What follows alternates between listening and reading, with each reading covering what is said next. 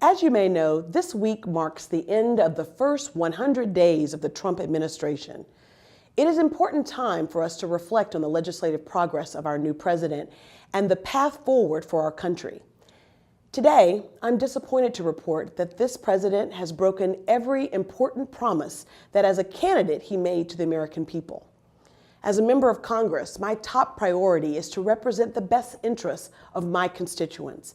When leaders from either party, Republican or Democrat, propose real solutions to the challenges that my constituents face, I want to work with them. So when President Trump said he had a plan to improve our healthcare system with more affordable insurance for everyone, I was ready to see what he had to offer. When President Trump promised to create 25 million jobs across the country, I wanted to see his plan on day one. And when the president said he would restore a government by the people, I wanted to believe him. I must say that I'm truly disappointed to stand here today and report that the President of the United States, President Trump, not only failed to follow through on any of these big promises, but he has failed to make any real effort to even address the big issues he promised to tackle.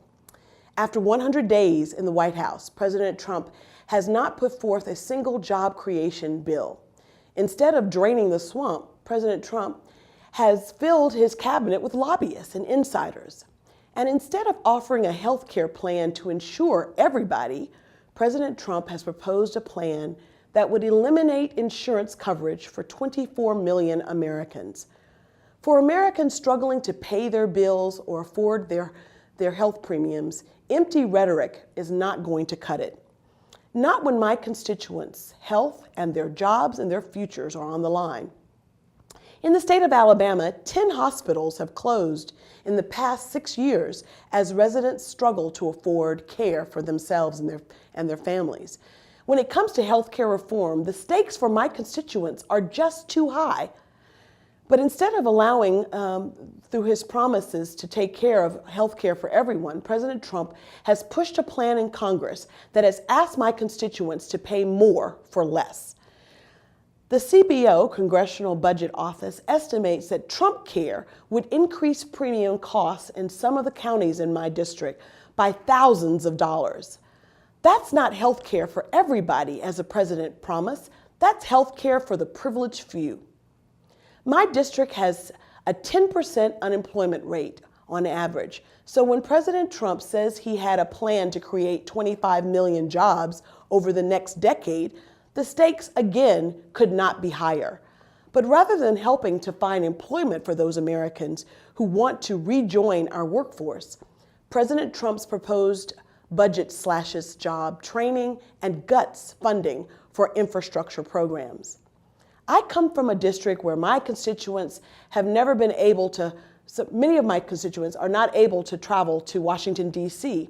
So when a candidate promises to bring their voice to the nation's capital, it means something. But instead of working to drain the swamp, President Trump is leading the least transparent administration since the days of Richard Nixon. So what has President Trump's administration accomplished in its first 100 days in office? In his budget, President Trump has proposed cutting programs that seniors rely on, like Meals on Wheels, and he's eliminated programs our rural communities, like many in my district, depend on, investments in the Delta Regional Authority as well as the Appalachian Regional Commission.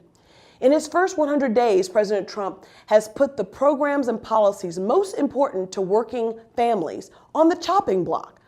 I want the president to deliver on his promises to increase employment and to reduce the cost of health care for everyone. But what our nation has witnessed so far is an assault on working families and policies that undermine our core democratic values. As we mark the 100th day of President Trump's administration, I implore my colleagues to put aside the empty promises and actually work with Democrats to put forth smart and sensible legislation that moves our country forward and that will benefit all Americans. I truly hope that after 100 days of broken promises, that this administration will refocus its agenda on helping America's families rather than Washington's special interests. My constituents can't afford another 3 years of big talk and no action. Republicans or Democrat, I believe it's important that we roll up our sleeves and get to work. The American people are depending on it.